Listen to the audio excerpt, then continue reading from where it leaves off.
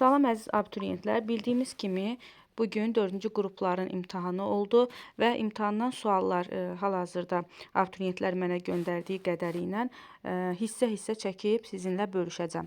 Deməli, burada 6-cı sualda deyir ki, həzm sistemi yalnız bir dəliklə xarici mühitlə əlaqəli olanlar. Bu o deməkdir ki, bu canlıda, yəni bu qurdda anal dəliyi yoxdur və ağız boşluğundan ağızdan daxil olan qida həzmə uğradıqdan sonra həzm olunmamış qalıqlar yenidən ağıza gəlir və xaric olur. Biz də bilirik ki, yastı qurdlarda anal dəlik yox idi. İlk dəfə anal dəliyi saf qurdlarda yarandı. Ona görə də cavab burada olacaq A variantı. 6-da cavab A variantıdır. Çünki deməli, həm planari, həm də öküz soliteri deməli, yastı qurdlar tipinə aiddir. 7-ci suala baxaq. Eyler-Venn diaqramına əsasən uyğun bəndləri qeyd edin. Bildiyimiz kimi, yaşıl çiçəyi olan söyüd dişi söyüddür. Adi şamda çılpaq toxumların nümayəndəsidir. Mayalanma baş verir. Hər ikisində mayalanma baş verər. Həm adi şamda, qırmızımtıl qozalarda, yaşıl çiçəkli söyüd də dişi söyüd olduğu üçün onda da baş verər. A aiddir 3-ə. 3 növ generativ orqana malikdir. Bu yaşıl çiçəkli söyüddür. Çünki həm çiçəyi, həm meyvəsi, həm toxumu olur. Şamda isə 2 növ generativ orqan var. Toxum və qoza.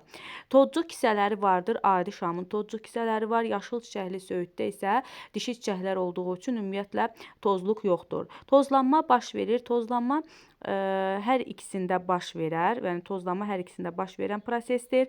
3 növ vegetativ orqana malikdir deyirsə, söhbət burada kök, gövdə və yarpaqdan gedir. Həm söyüdün, həm də adi şamın kök, gövdə və yarpağı vardır. 8-ci suala baxaq. Deməli, hansı mülahizə doğru deyil? Və burada bizə nə deyir? Bəzi suda yaşayan məməlilərin tük örtüyü olmur. Bəli, balina suda yaşayan məməlidir, tük örtüyü yoxdur. Suda yaşayan məməlilər ağciyərlər tənəffüs edir. Bəli, ümumiyyətlə bütün məməlilər sinifinin nümayəndələri ağciyərlər tənəffüs edir. Bəzi suda yaşayan məməlilər quruya çıxır. Bəli, bəziləri dincəlmək üçün, tüləmək üçün, çoxalmaq üçün, məsəl üçün suiti quruya çıxır. Suda yaşayan məməlilər yalnız suda çoxalır. Xeyr, az öncə qeyd elədiyim kimi, məsələn, suiti çoxalmaq üçün quruya çıxır. Suda yaşayan məməlilər balalarını süd ilə bəsləyir. Ümumiyyətlə, bütün məməlilər balalarını süd ilə bəsləyir. Deməli, burada cavab hansı olur? Suda yaşayan məməlilər yalnız suda çoxalır fikri səhvdir. 9-cu suala baxaq. Bağırsaqboşlar tipinə aid bir dəqiqə. Bağırsaqboşlar tipinə aid canlılarda rast gəlinən şəkildəki hüceyrə haqqında verilən ifadələrdən hansı yanlışdır? Uşaqlar, bu dalayıcı hüceyrədir və dalayıcı hüceyrənin kapsulu içərisi zəhərli maye ilə doludur. İçərisində dalayıcı sapı var və eləcə də hissedici tükcüklər var. 1 ilə işarə olunan hissə hissedici tükcüklərdir.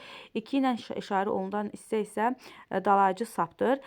Bu ektoderma qatının, xarici qatın hüceyrəsidir. Ona görə Y variantı yanlışdır. Bədənin hər iki qatında yerləşmir. Digər variantlara baxaq. Məsələn, D variantında deyir, aralıq hüceyrələrdən əmələ gəlir. Bildiyimiz kimi hidrada aralıq hüceyrələr bitkilərin törədici toxumasının hüceyrələri kimidir. Daima çoxalır və digər hüceyrələrə başlanğıc verir. Sonra deyir, 2-nin kapsuldan çıxması, yəni bu dalayıcı sapın kapsuldan çıxması üçün bir qıcıqlanmalıdır. Bəli, hissedici tükcük qıcıqlanır və hidra dalayıcı sapını atır. Dərə-zərə hüceyrələri ilə yanaşı yerləşə bilərlər. Bəli, bu da doğrudur. Vəzli hüceyrələr ilə eyni qatda yerləşə bilməz. Bəli, çünki vəzli hüceyrələr endoderma qatının hüceyrələridir. Dalayıcı hüceyrələr isə ektoderma qatının hüceyrələridir. Ona baxaq. Mürəkkəb refleks qövsündə iştirak edən 3 müxtəlif növ neyron sinir impulsunu bir-birinə ötürür. Mürəkkəb refleks qövsündə bildiyimiz kimi həm hissi, həm hərəki, həm ara neyron iştirak edir. Deməli, Y-ə fikir versəniz, burada Y mərkəzə doğru gedir və bu hissi neyronların, deməli, hissi sinirlərdir və hissi neyronların uzun çıxıntılarıdır. Z mərkəzdir, orada ara neyron dayanır. M isə hərəki neyron uzun çıxıntılarıdır. Deməli, 3 müxtəlif neyron deyil yerləşir və sinir impulsların bir-birinə ötürür və harda sinapslar yarana bilər. Sinaps ümumiyyətlə bir neyronun dendridi ilə o biri neyronun aksonu arasında yaranır. Ümumiyyətlə biz bildiyimiz kimi hissi neyronun deməli dendridi və cismi mərkəzdən kənarda yerləşir. Hətta cismi sinir düyünlərinin əmələ gəlməsində iştirak edir. Dendridi vasitəsilə isə reseptorlarda əmələ gələn impulsları qəbul edir və hissi neyronun bax dendridi mərkəzdən kənarda yerləşir. Cismi də həmçinin aksonun bir hissəsi mərkəzdən kənarda, bir hissəsi isə mərkəzə daxil olur. Ara neyronun dendridi vasitəsilə hissi neyrondan impulsları alır, mərkəzinə ötürür və aksonuna, daha sonra aksonuna və mürəkkəb refleks korpusunda mərkəzdə bir neçə ara neyron iştirak edə bilər. Həmçinin mərkəzdə hərəki neyronun dendritləri ara neyrondan impulsları qəbul edir, cismə ötürür və aksonun bir hissəsi mərkəzdə, bir hissəsi isə mərkəzdən kənardadır. İmpulsları işçi orqana doğru aparır. Deməli, sinapslar burada Z-də yarana bilər. Deməli, bir dəqiqə. Sinapslar burada Z olan hissədə, yəni mərkəzdə yarana bilər. Hissi neyronla ara neyronla isə hərəki neyron arasında. Hələlik bu qədər.